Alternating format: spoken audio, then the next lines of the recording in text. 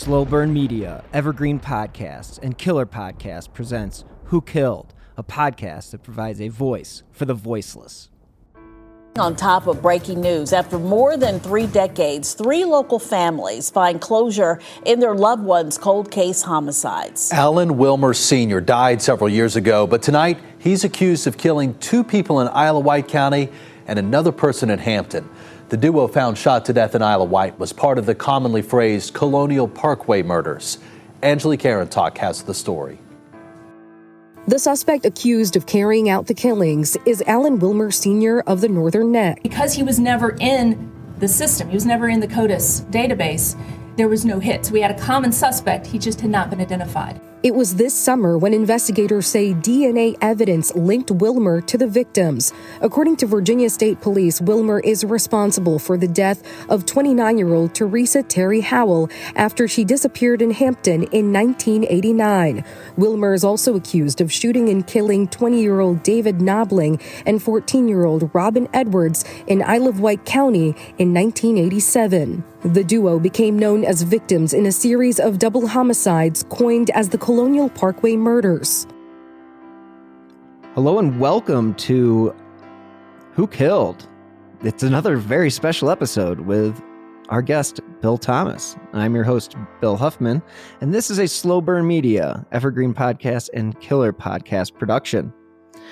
Last week, we got into some of the updates in the Colonial Parkway Murders and some of the issues that are at hand in this investigation and some of the things that may have been overlooked, and that's being generous, throughout the 4 decades that these families have been looking for answers.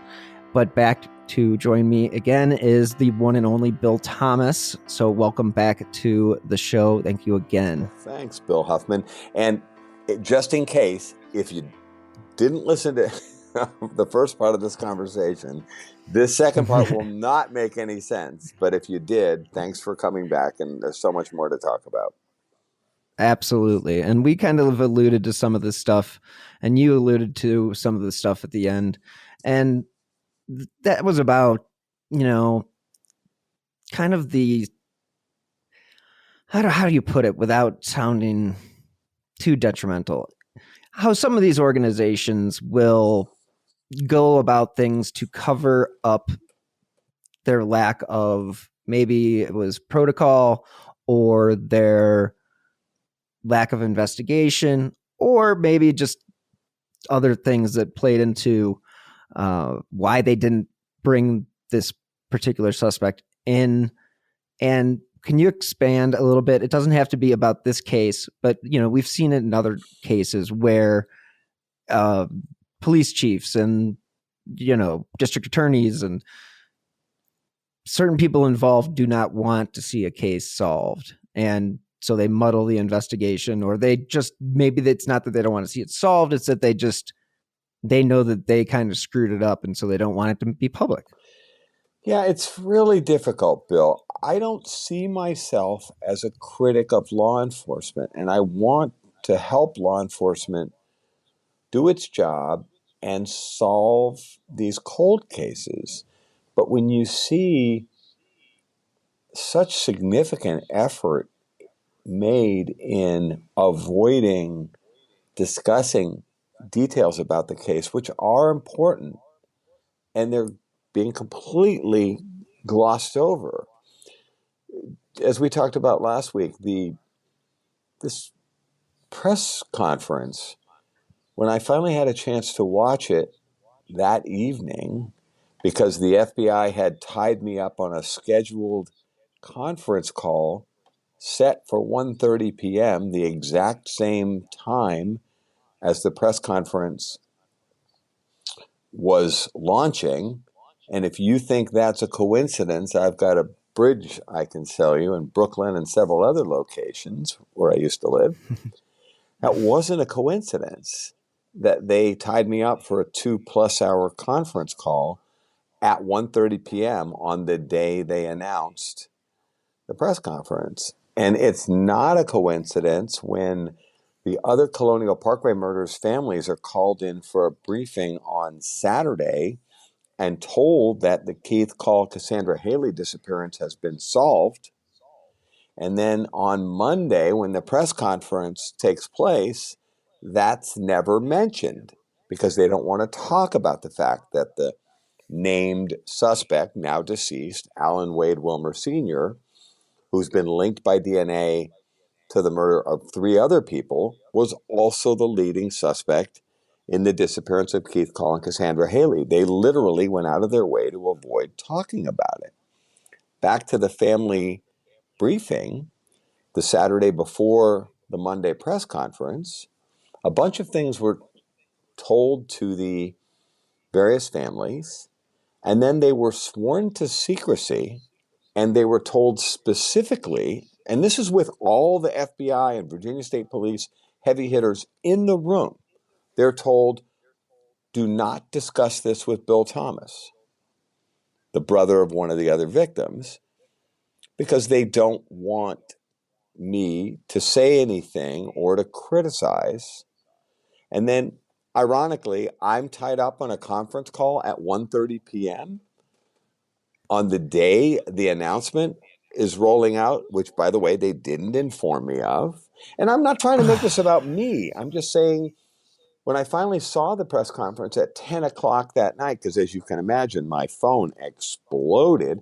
While I was on the phone with the FBI, I'm getting text after text after text from colleagues and supporters from around the country saying, where are you? What, are you watching this? Why aren't you responding? Why have you gone radio silent?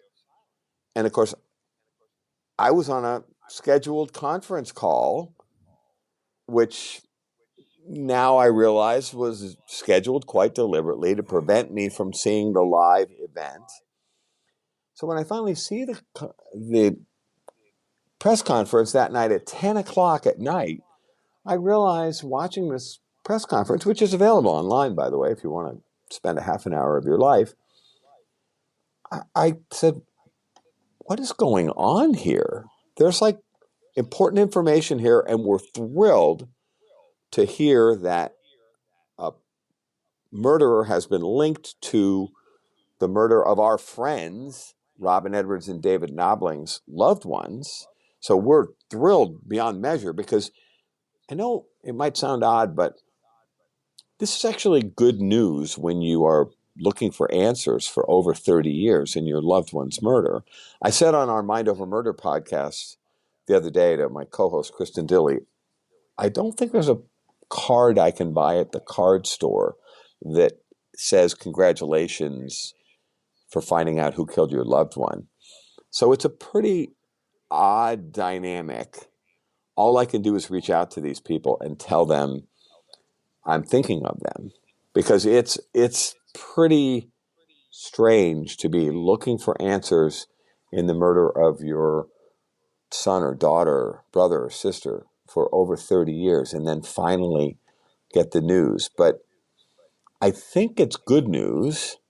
I certainly, when I find out who killed my sister Cathy Thomas and her girlfriend Rebecca Dowski, and I think it's quite possible it's the same man, Alan Wade Wilmer Sr., I will regard that as a good day.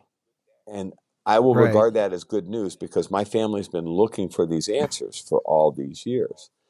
But when I'm watching their press conference with this good news mixed in, I'm also saying, what's all this hide the ball that's going on here? They're clearly going out of their way to not let the public know in Virginia and across the country that this man, Alan Wade Wilmer Sr., is also linked to one of the other Colonial Parkway murders, that of Keith Call and Cassandra Haley.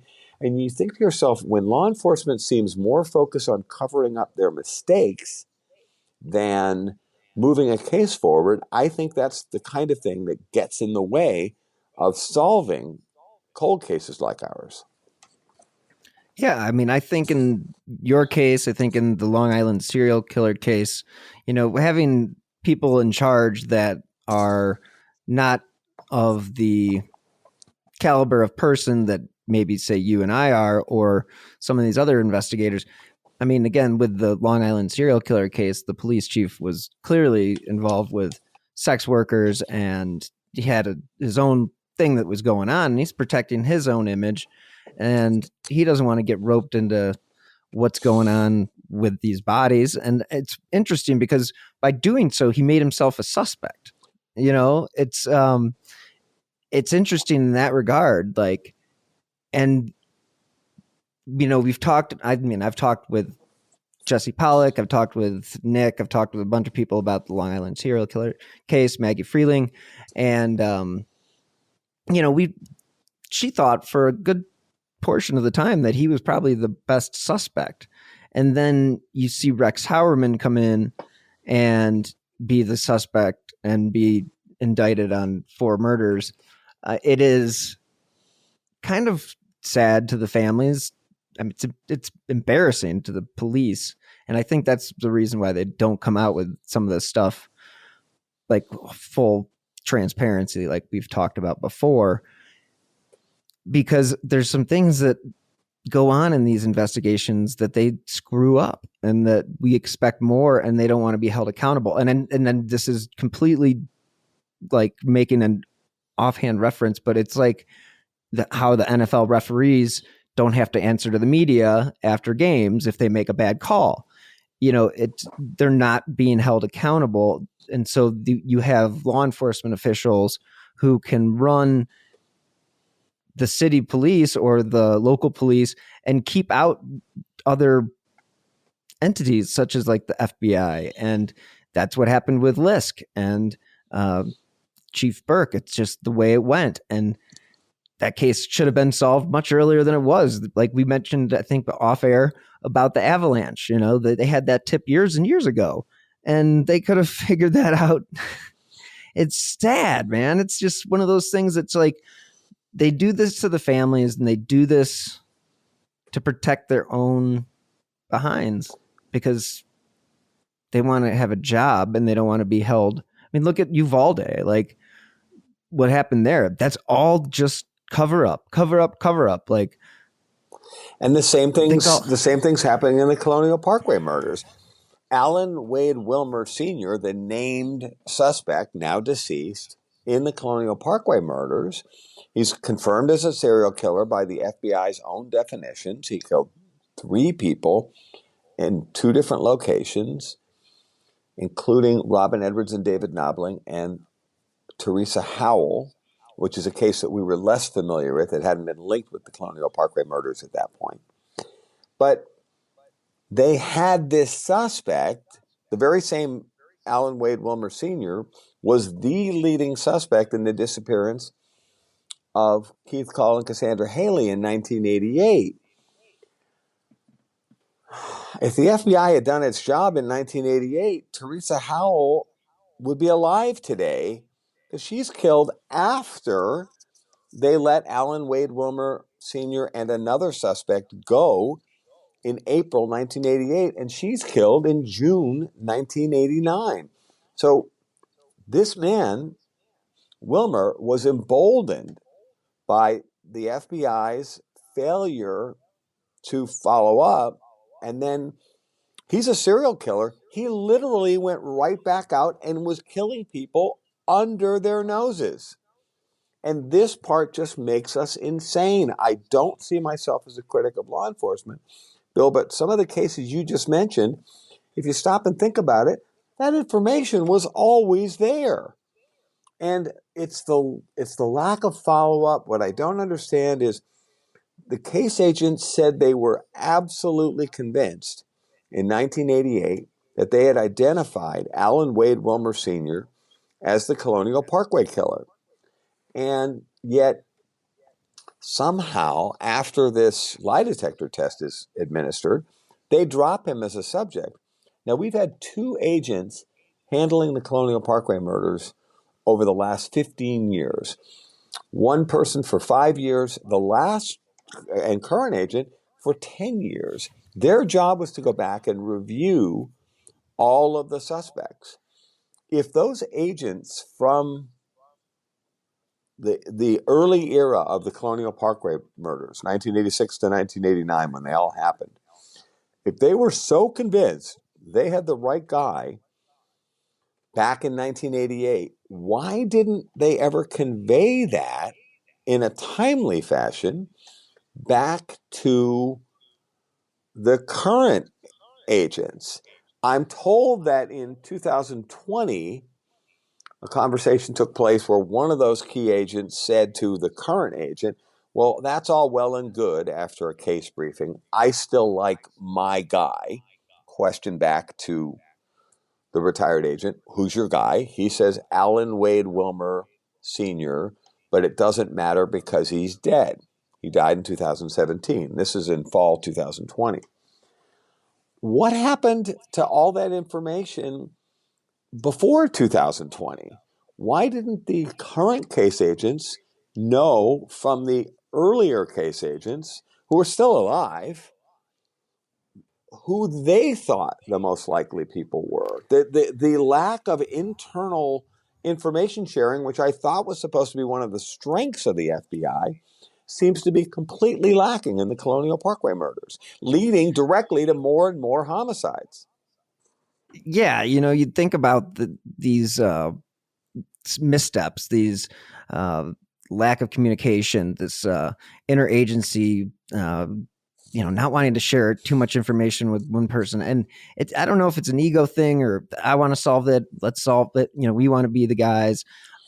You saw it happen. I know this is another extreme example, but you saw it happen in 9/11 with the fact that they had all this information that there was an attack coming, but the different agencies didn't put it all together because they weren't talking to one another.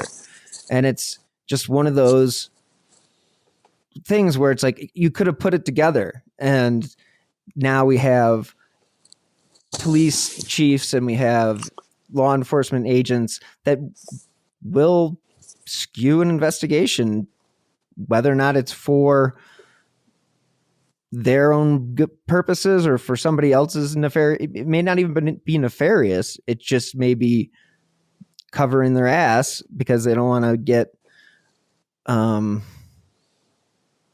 through the public opinion mill of, they should have done this and they should have done that. But at the same time, if they won't acknowledge that mistakes were made, accept them, how do you solve a case like this? And or how do you prevent them from happening again in the future? I mean, that's another thing. It's like, if you don't acknowledge your mistakes, you're just destined to repeat them. So exactly. I screw up plenty in my life. I'll give you an example in this case. I've been participating for years in discussion groups talking about the Colonial Parkway murders, online discussion groups. Smart people, thoughtful people, offering just different insights. One woman in particular who's extremely smart and a crackerjack researcher. She goes by Cleo in this group. I know her real name, of course, and she and I have talked offline, but Cleo has said on a number of occasions in one discussion group I'm part of that she believed that the Colonial Parkway murders had been killed by someone who was utilizing a boat. And I think this is a failure on my part. I never lived in Virginia. I didn't go up in this, what they call the Tidewater area, because there's all these rivers, the York River, the James River, and a whole bunch of different inlets. And then they flow out to the Chesapeake Bay. And this is where they do a lot of oyster fishing, like you mentioned in the first part one, because a lot of the oysters that, that even end up in like Cleveland or out here in Denver, they come from that area. Of Virginia and Maryland. Well, Cleo, and they're usually named for the area that they're from. Right. And Cleo said repeatedly, she's a crackerjack, very, very smart.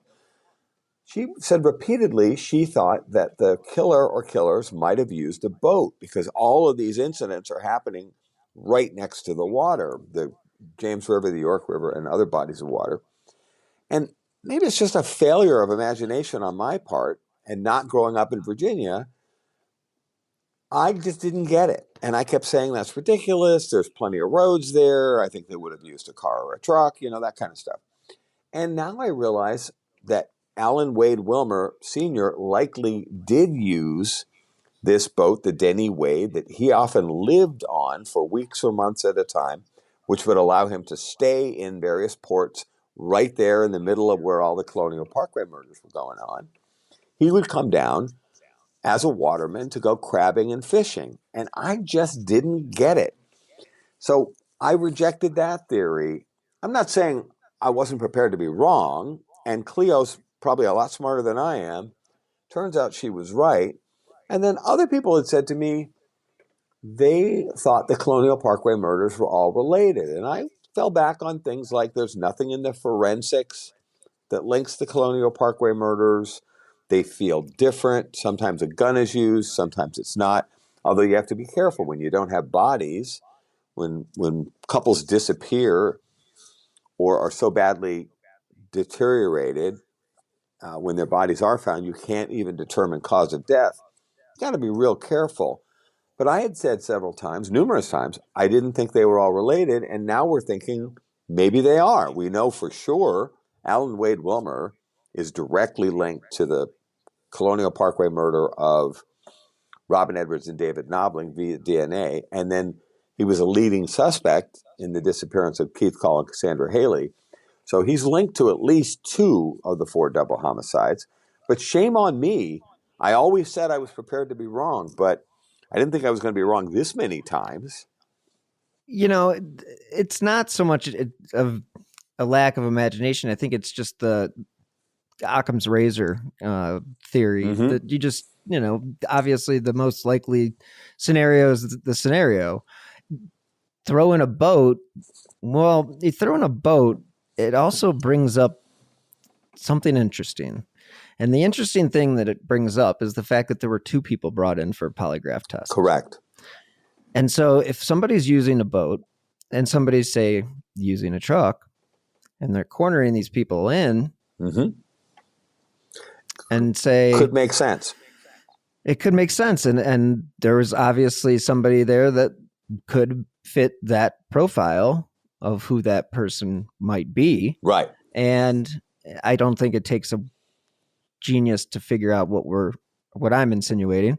And it's certainly interesting to think that in the case of where the gun was used, that could have been a situation where there wasn't 2 people involved. Exactly. So it makes you wonder that, it wasn't necessarily something that they went out and did together. It just may have happened that way, or the opposite happened where he stumbled across them by himself and just figured, I'm just going to do what I've been doing, but I'm going to do it by myself. And this is how I'm going to control the situation. Right. Now, this guy's an avid hunter, Alan Wade Wilmer Sr.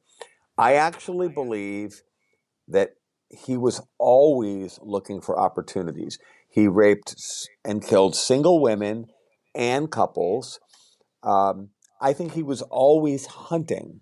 He's an avid outdoorsman. He's a crack shot, as are other members of his family. He's a championship archer. He would win best bowman at these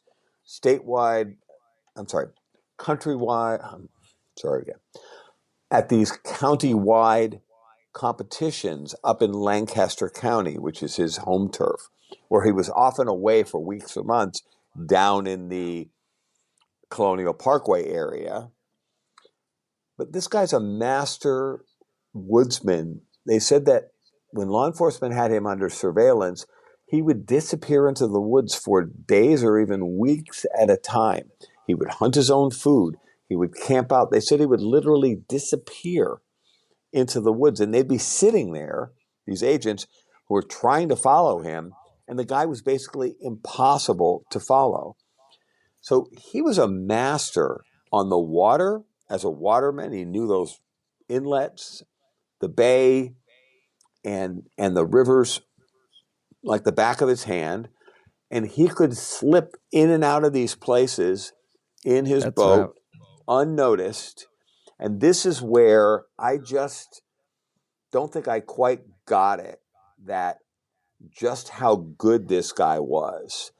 And now when I think about it, he's bold enough to be continuing to act as a serial killer even after being interrogated, questioned by the FBI, given a lie detector test, and perhaps we're hearing even a second lie detector test, and slipping through their hands, he just goes right back to killing people. I think if the FBI and Virginia State Police do their jobs, as I said last week, I think Alan Wade Wilmer Sr. will be linked to a number of other unsolved rapes and murders in Virginia. I think they should be looking at North Carolina. We just heard about a case in North Carolina where when you look online at the murder of a beautiful young lady named Amber Lundgren, Lundgren,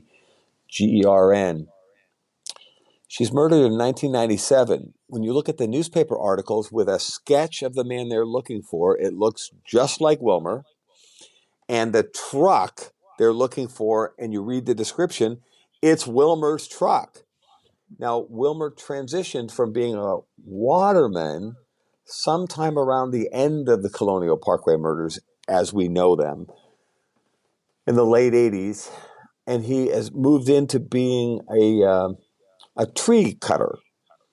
I wouldn't call him a tree surgeon, which is what we call him in New England, but, he trims trees, cuts trees. Arborist.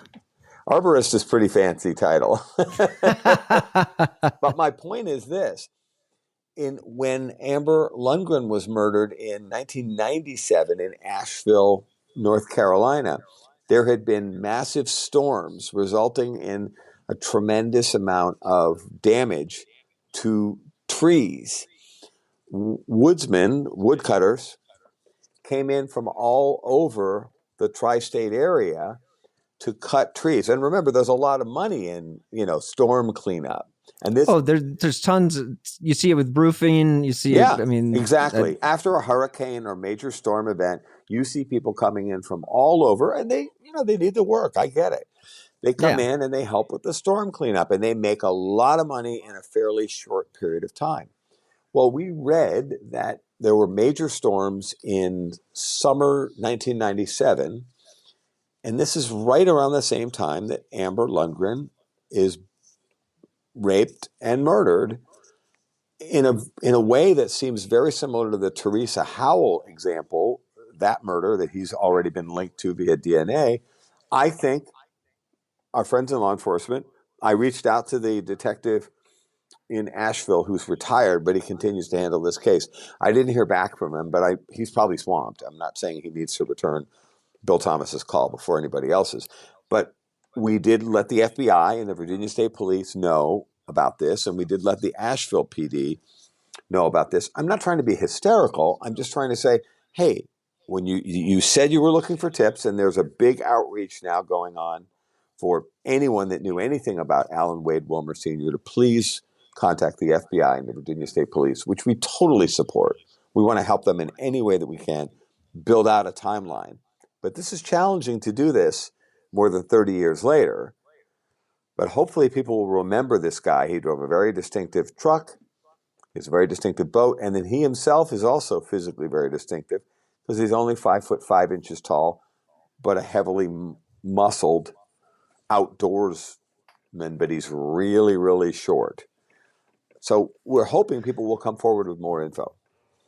Yeah, in the height, that thing about being so short, you definitely have to assume that a gun was always in play. Yeah. Because it just gives you that extra bit of confidence. And I hate to use that word because you're accomplishing, or your goals are disgusting, but it does give you that sort of insurance claim of, if they try anything and they get a move on me, I've got the gun, and right. That's pretty much going to prevent anybody. And he's also attacking vulnerable situations. Yeah, and that seems to have happened dozens of times, including many couples that survived an encounter with this guy.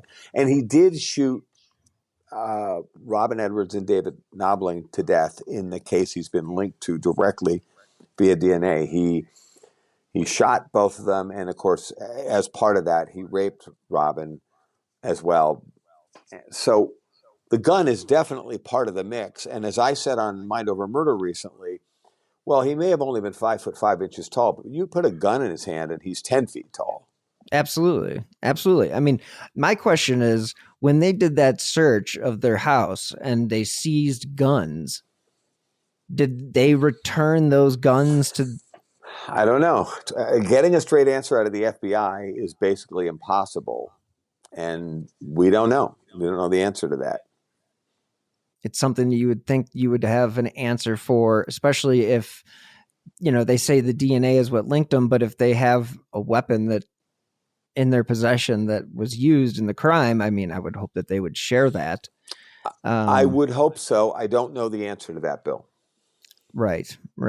And, I want to go back to his brother just for a quick second. Did he ever have any, was he ever accused of any other crimes, anything along those lines? Well, if you read this article, A Murder on the Rappahannock, in the Washingtonian magazine, the story came out a couple of years ago. It's a fascinating read. A Murder on the Rappahannock, that's the river up there. That article makes it quite clear that Keith Wilmer was a suspect in the brutal rape murder of a lovely young woman named, I just lost her last name. Hold on.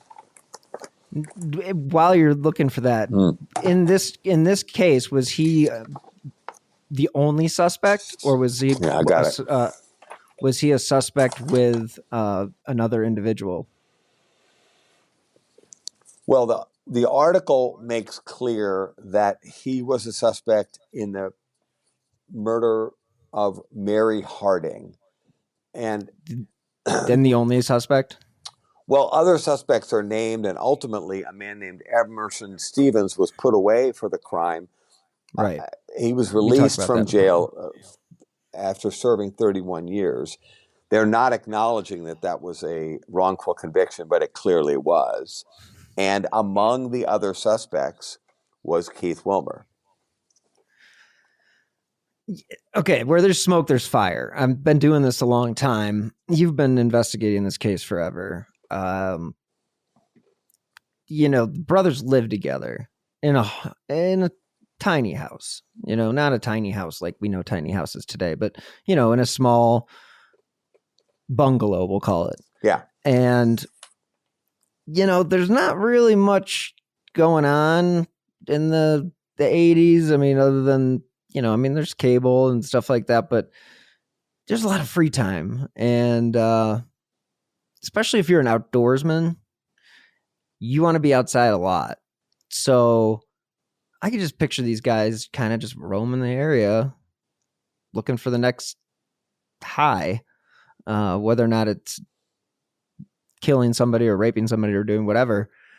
But I think that there has to be some connection between the brothers and some of these crimes, because they're just too damn close to one another. If he lived in another part of the state, if he lived in another part of the country, maybe not, but dude lived under the same roof. Well, the Wilmer brothers, plural, have been suspected in a number of other rapes and murders extending back into the 70s.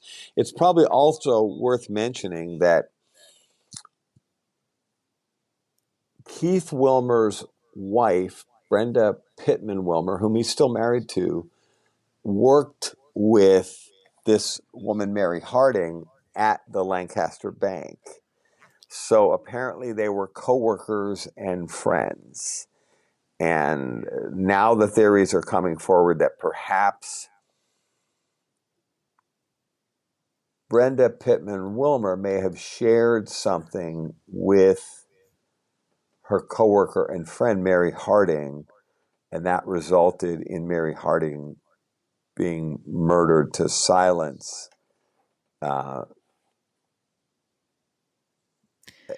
Yeah, I hear what you're saying. This is a very convoluted aspect of the story, because I think in these crimes, and some of them specifically, requires two people.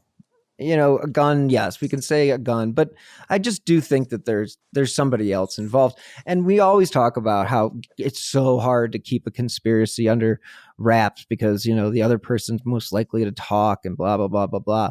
Well, when you're a blood relative, your brother, I'm not going to say he's involved 100% because, there's nothing that connects him to it. But there is enough circumstantial evidence to at least ask the question. Mm-hmm. And that's where I find things like they brought in 2 individuals for polygraphs, but we only know the name of one of them. And, who's the other one? Well, I don't think it would take much digging, right? I mean, it depends on whether or not the FBI wants that to come out. Well, one of the things you and I've talked about before, Bill, is that the logistics of even just the Colonial Parkway murders scenes seem to cry out for a second person to help move and stage the vehicles that the victims were driving. The vehicles are clearly staged. I'm hearing from retired investigators now that many of them say that Alan Wade Wilmer, who's been a suspect in a number of different homicides, that he liked to play games with the investigators, that he would leave taunts is the word they use. This has come up for years, that he liked to leave different aspects of the crime scene arranged in certain ways as a way of saying up yours to the investigators, as in you're never going to find me. For instance, there's a very odd turkey feather roach clip on the outside of the window that shows up in incident number 4 in the Colonial Parkway murders. That's the one where Anna Maria Phelps and Daniel Lauer disappear on Interstate 64 and their bodies are found in a hunt club. Note that it's a hunt club. This is a place that perhaps Wilmer hunted there, either illegally, which he often did, or as a guest of one of the members of the hunt club. But there's this very large roach clip with this large turkey feather on it that's on the outside of the window on the Chevy Nova, abandoned at the rest stop. Their bodies are found 6 weeks later at this hunt club a mile or mile and a half off of Interstate 64.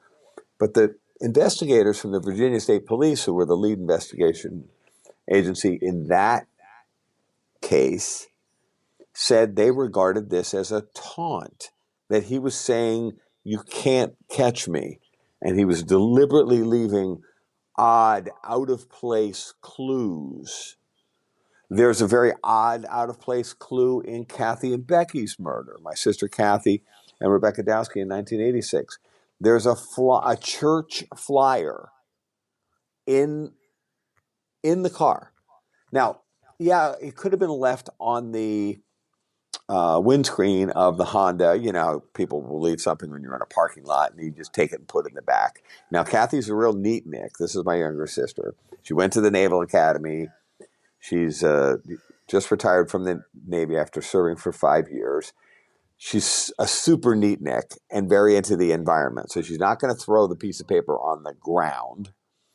She's going to put it in the back of her car and then throw it away. But at the same time, it's just odd. It jumps out at you. It's a church flyer from a church that actually was known to be pretty anti-LGBTQ.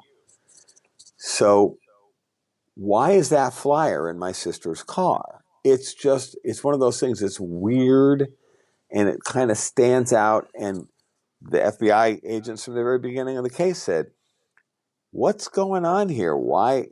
The windshield is a possibility, but it just jumped out at them as like a very odd thing for Cathy to have in her car. Did the killer or killers leave it there as an odd clue to throw off the investigators? So what retired investigators are saying to me now is, we believe that Wilmer liked to play games with the investigators. And this seemed to be part of Alan Wade Wilmer Sr.'s approach to serial killing. Makes you wonder about the Shenandoah murders then. It does. And remember, the FBI said they were looking into the fact that the 1996 murder of Julie Williams and Lolly Winans was considered substantially similar to the murders of and there was a Cathy random and Becky. They let that random thing that they left there, the sex toy. The sex toy. What was that about? Yeah, and it's not like if you've seen a picture of it, it's not your average. It doesn't look like much fun. I don't know. I don't know. It just looks like something that is not meant to be there. It's certainly out of place, in my opinion. But again, I'm not an investigator. But well, and there's another weird thing that I've thought about recently, and believe me, I'm pathetic enough to just keep thoughts buzzing through my head. The last few weeks have been pretty stressful. So why sleep when you can think about the Colonial Parkway murders? But it's only been your life for one of the things I've thought about recently is, was Alan Wade Wilmer Sr. targeting same-sex couples? Cathy and Becky are murdered. They're the first murder in what we call the Colonial Parkway murders. There's a same-sex couple, and we believe that Cathy and Becky may have actually been killed and the car moved afterward. Note the moving of the car again. Mm-hmm. At a place called the Ringfield Plantation picnic area, which is well and widely known as a gay cruising spot. Now, the spot where Robin Edwards and David Knobling were killed at Ragged Island is also known as a gay cruising spot. Further, one of the couples who survived a very scary encounter with Alan Wade Wilmer Sr. said that when he came up to the car and banged on the window very aggressively, which he had done, they now believe, dozens of times on the Colonial Parkway, he said something to this boy-girl couple along the lines of, "Are you girls having fun?" That's kind of a weird thing to say, considering a year and a half prior, a same-sex couple had been killed literally just down the road on the Colonial Parkway.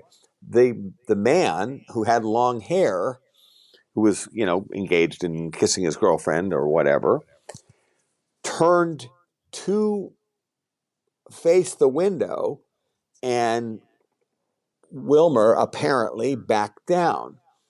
But what a weird thing to say right after, a year and a half after the murder of a same-sex couple. "Are you girls having fun?"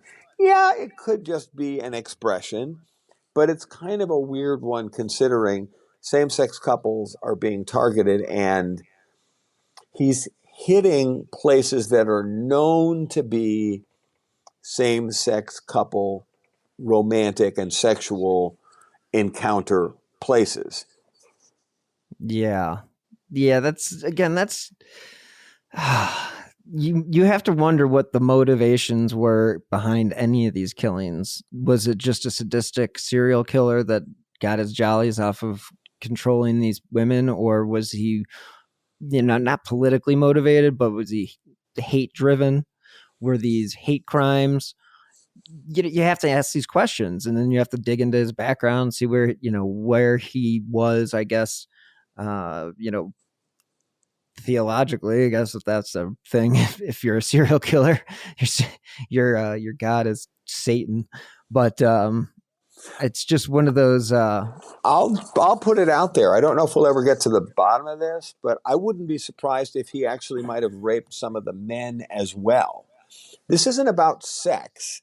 This is about control.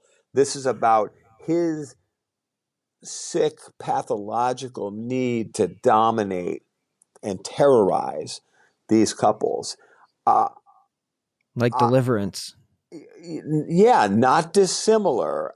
So I don't think this is straight up about sex. I think that Wilmer, it may come out, and I think he's from a highly abusive family. We've been talking to FBI profilers like Jim Clemente and Laura Richards from Scotland Yard. And, every time I talk to these brilliant people who've worked our case or investigated similar crimes, they've said to me they think this is going to go much further, and that Alan Wade Wilmer, if the FBI and the Virginia State Police and associated agencies do their jobs, he will be linked to a number of other unsolved rapes and murders in Virginia and perhaps adjoining states. And they reiterated they think this guy sends up so many red flags. He certainly does. And I know Jim Clemente as well. I was on Best Case, Worst Case with James Red. Very cool. Yeah, we did a live show back in, 2018, 2019. Oh, I'm like sorry. That. I would have loved to have seen that one. Yeah, that was good. We talked about the Amy Mahalovic case. But, Jim was definitely a very knowledgeable guy. And obviously he's been everywhere. You see him everywhere. And what's his opinion on being a two-person job?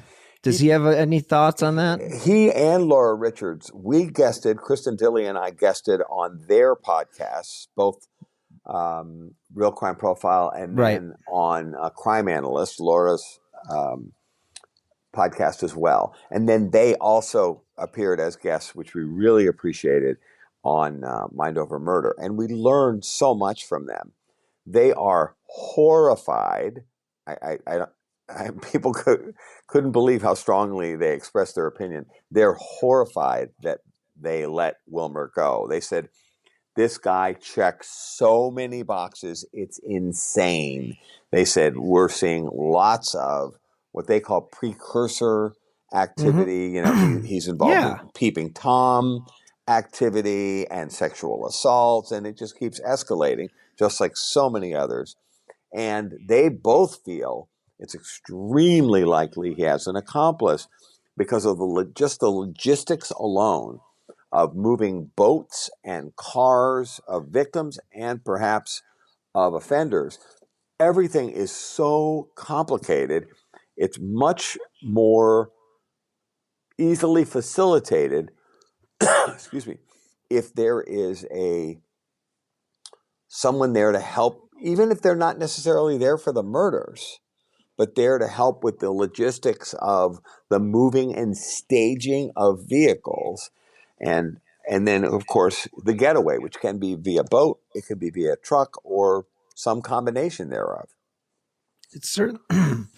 Excuse me. We're both doing it. Mm-hmm.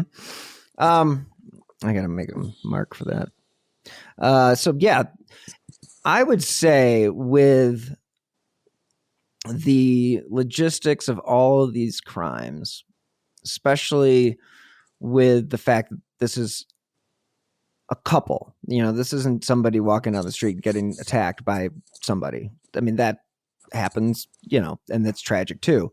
But what we're seeing here is somebody who has enough confidence to take on two individuals. So one, he either is extremely good at what he's doing, or he's got somebody working with him. And I just have to believe that the person working with him may also be the one that's closest to him, which makes the bond between the killings and the truth that much stronger.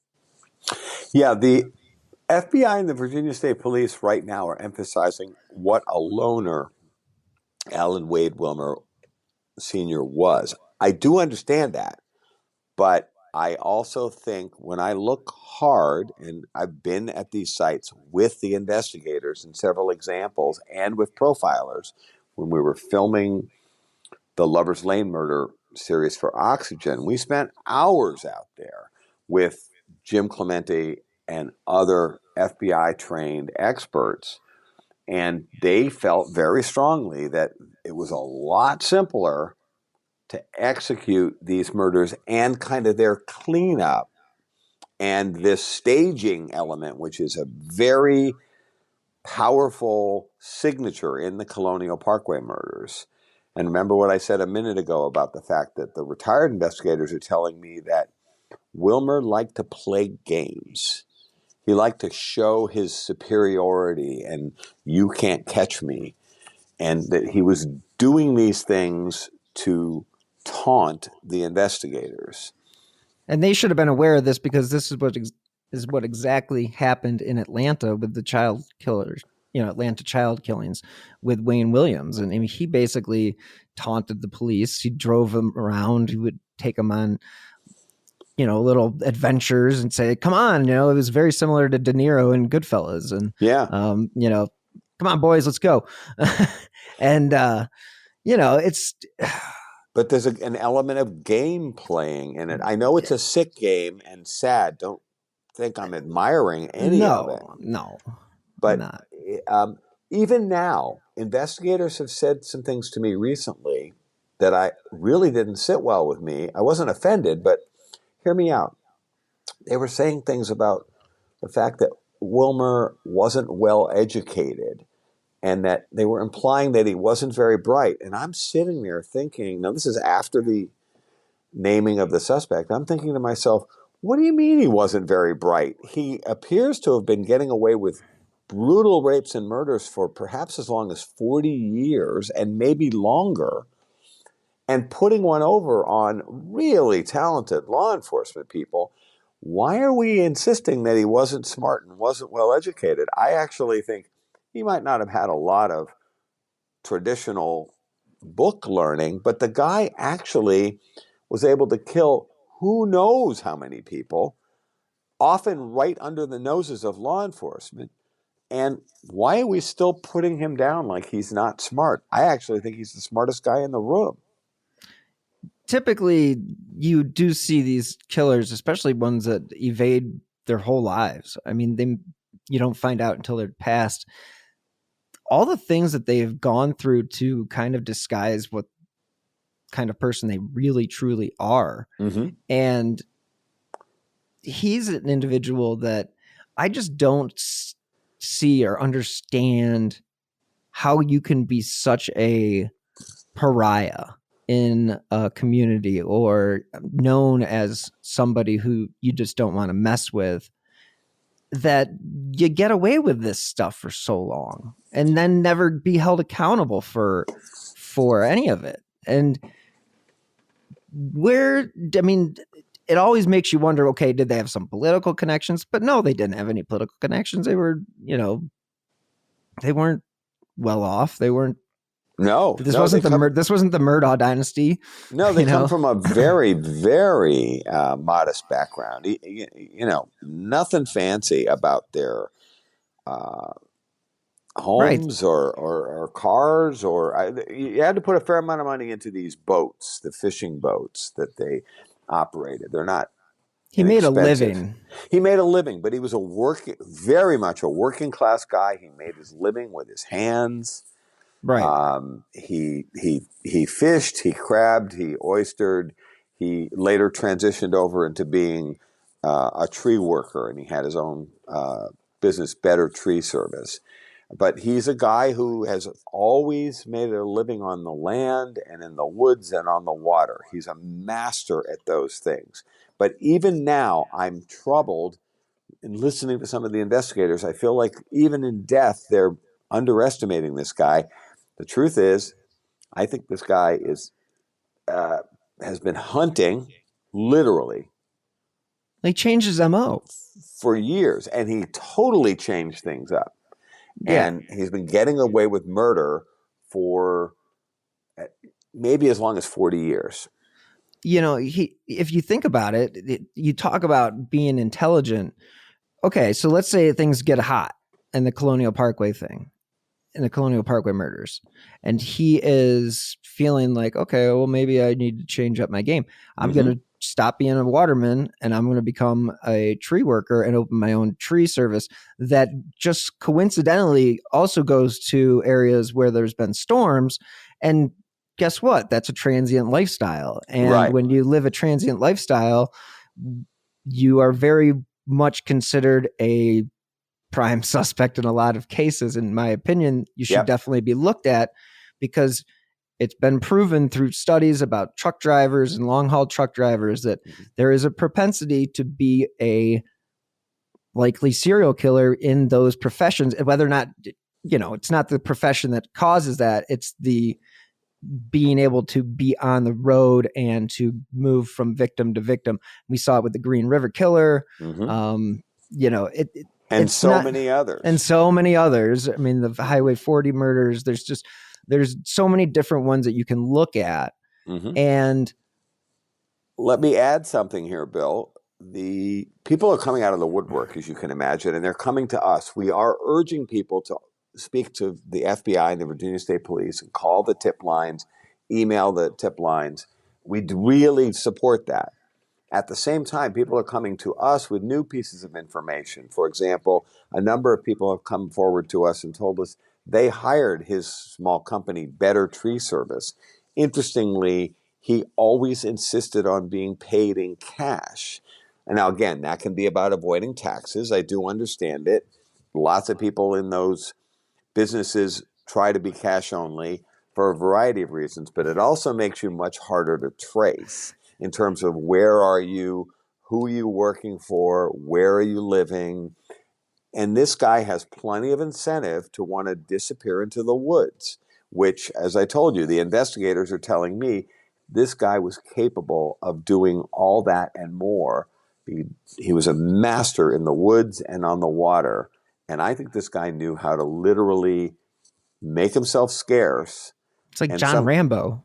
Well, not dissimilar. This guy, as we talked about last week, Bill, he's a master archer, crack shot, as is his brother. They won, best in county shooting competitions. Did he serve? I don't know that I know that yet. Okay. We're learning a lot more about this man. I'm not aware of a military background. I wouldn't be surprised if there is one.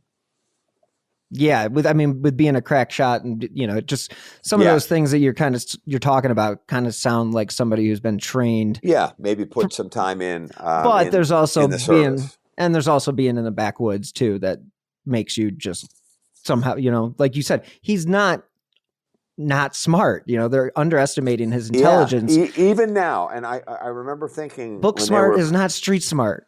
No, it's two different things. And this guy, I think, is a stone cold killer and has been getting away with it for decades. That is ridiculous. And the fact that they had him in their crosshairs and they just let him walk, it's embarrassing for law enforcement. Clearly, I would be ashamed to know that the agency that I worked for dropped the ball that horribly. Yeah. And then to really not address the claims that, not acknowledging the other person that was at this polygraph, the fact that he could have been working with an accomplice. There's going to be so much more information, just like you said, that it's going to start to come out. I'm very interested. Obviously, I'd love to have you back on to talk about when this stuff, they connect him to other crimes, because you're going to see it. Like you said, it's going to happen. Like Jim Clemente told you, there's going to be stuff that comes out. You said people are already coming out of the woodwork talking to you. I mean, it took me 10 days to get you on Who Killed. I'm so sorry. I'm kidding. I enjoyed these conversations, Bill. They're fantastic. I'd love to have you on because you help the listener understand where the case really is. I played the press conference on my feed last week with the purpose of having you on to discuss what it was about that made you. I even prefaced it when I aired it that I was going to have you on at some point, and that we would address the issues that you had with, one, the press conference, and then two, all these other things that go along with not necessarily following through on certain aspects of this investigation. Mm-hmm. Could you hear the part when they were refusing to answer the reporter's questions? And by the way, notice how there wasn't a microphone that made it very audible. They love to do that. So I have a little technique of enhancing the mic enhancing their Yeah, because they audio. clearly did not want to take questions, and they clearly didn't want to answer questions, particularly from reporters that are knowledgeable about the case. I think that's a clear red flag, just like all of the red flags that came up around Wilmer Sr. And this is just, it's insane to think that this guy could have been caught and families would not have had to suffer, because we don't know what else he's done since then. I hope we will find out. I hope we will find out. And you and I will be back on Who Killed, talking about more details. One thing that a person said to me this morning was, well, Bill, they have to figure out who's going to take the reputational hit now, which is why they're scrambling so much. And that saddens me. Can we please just focus on solving this case and not worry so much about reputational management? It's really a shame, and it's how we started this episode, and I guess that's how we'll end it. And that is, when it comes down to certain organizations and people trying to cover up for other people or cover up for themselves, not necessarily, again, that they were doing something nefarious, but they just don't want to take the reputational hit, like you said. It is very frustrating, because at the end of the day, all you guys want as victims, family members of the victim, is answers and some transparency. And if they stonewall you, at the end of the day, it's not very satisfying. Nope, it sure isn't. Well, Bill, on that note, which is a terrible one to leave on, let's talk about where people can hear you talk more about this case. And you have done previous episodes on your podcast, Mind Over Murder, which is a great show. And again, Bill, where else can people find you? Well, we're recording a lot of new episodes on Mind Over Murder with my podcast partner, Kristen Dilley, and subject matter experts in the Colonial Parkway Murders who've been very critical of the status of this investigation. And then we also have very active Facebook groups under the Mind Over Murder Facebook group, and then also the Colonial Parkway Murders Facebook group. And we also have websites, Mind Over Murder podcast.com and colonialparkwaymurders.com. Of course, we're scrambling to include all the latest information about these developments. So forgive me. The conversations on the podcast websites, and particularly the Facebook pages, are very, very active. People are asking us a lot of questions, and we're doing our best to answer them, although we want to be careful that we support the investigation and don't interfere with the investigation, because as disappointed as I am in what I think is an overarching concern about covering up mistakes in this case, we are trying to support the agencies in moving this case forward, and we're urging our listeners and our readers to help the FBI and the Virginia State Police with tips and information, particularly about if anyone had any contact with this Alan Wade Wilmer Sr. in the 80s or 90s, when we believe he was an active serial killer. Well, that's all very, very interesting stuff. And I can't thank you enough for taking a few hours out of your crazy schedule and joining me on Who Killed. I know that the listeners enjoyed it, and now they are up to date on where things stand. I mean, of course, things are moving rapidly, so we may have new information by the time this episode actually airs. But this is the most current information to this point on January 23rd. So I can't, again, thank you enough, Bill. You're always a great guest, and I really hope you just get the answers that they deserve. Thank you. To give you. That's the bottom line. Is the only way that you're going to be satisfied is when they say, this is who did it, this is what we did, and this is how we know. And I think that will be the day where you can finally say, thank you, and move on. I mean, it's tough. I don't know what to say. How do you respond to that? Like, you mentioned earlier, like, you'll be satisfied, but like, you still don't have your sister. Well, nothing's going to change about that, Bill. We'll just have to take our good news where and when we can get it. Okay. Well, I think it's difficult for some of these listeners who don't have such a close connection and know people that have been impacted by violent crime like this, and it's totally impacted your life. And I just can't wait for the day that you don't have to think about it anymore. I think you'll always think about it, but I think as time passed, I don't know, man. I'm kind of lost for words right now, because it's like, I feel so bad for you guys. And it's just like, they're stonewalling you and they're not giving you the answers you want. And it's just unfair, man. So just know we're all pulling for you, and we all want the best for you. And we just feel like, as a collective, I think we feel like you've been kind of screwed in the last few weeks, as far as not acknowledging you at the press conference, not inviting you to the press conference, getting you on a conference call during the press conference, and all the other weird things that just so happen to run, concurrent with the the press conference. So again, the press conference is on this feed. If you want to listen to it before these episodes, that might not be a bad idea. So if you guys want to check that out, again, that is on the Who Killed feed. And I can't thank Bill enough for joining me. So, Bill, I'm going to let you go. And thanks again. Thank you. Thank you so much to Bill Thomas for making time out of his busy schedule to join us on Who Killed. I always appreciate his insight into this case. And yes, it's got to be extremely frustrating to see how this case has been kind of slow walked to where it is at this point. So I understand the frustration. I mean, I really don't understand the frustration, because I'm not the family member or a victim's relative, but I do understand his desire for justice. So big thanks to Bill, and thank you guys for tuning in.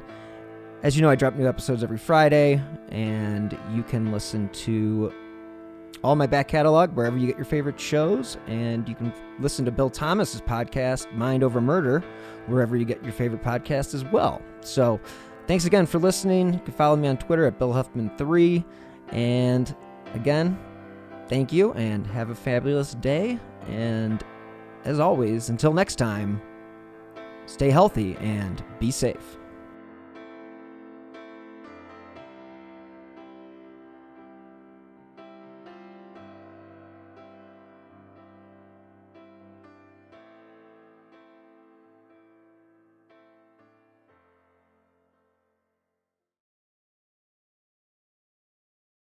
Have you ever wondered about things that go bump in the night, or objects in the sky, or other things you just couldn't explain? Then join me, Jim Mallard, on my podcast, The Mallard Report. Each week, you'll find engaging conversations with guests who are authors, historians, and scholars who lend their expertise as we discuss current events and venture into the fringe and paranormal.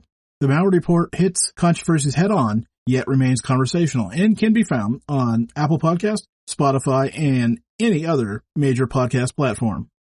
3 a.m., the comedy horror podcast that holds weekly gatherings around the campfire. Let me tell you what you're going to get. You're going to hear stories about demonic possessions, prison stabbings, skinwalkers, glitches in the Matrix, cult leaders, missing 411, night marchers, Operation Paperclip, Mesopotamian devil worship, and so many monsters it'll give Kanye West a runaway for his money. Pop and meme culture also aren't off topic. A camp where laughs and scares are constantly competing for first place. We're just a group of friends, trying to bust each other's balls, find the best stories, and expand the circle in the process. 3 a.m., the comedy horror podcast, not for the faint or fragile of heart. Let's go.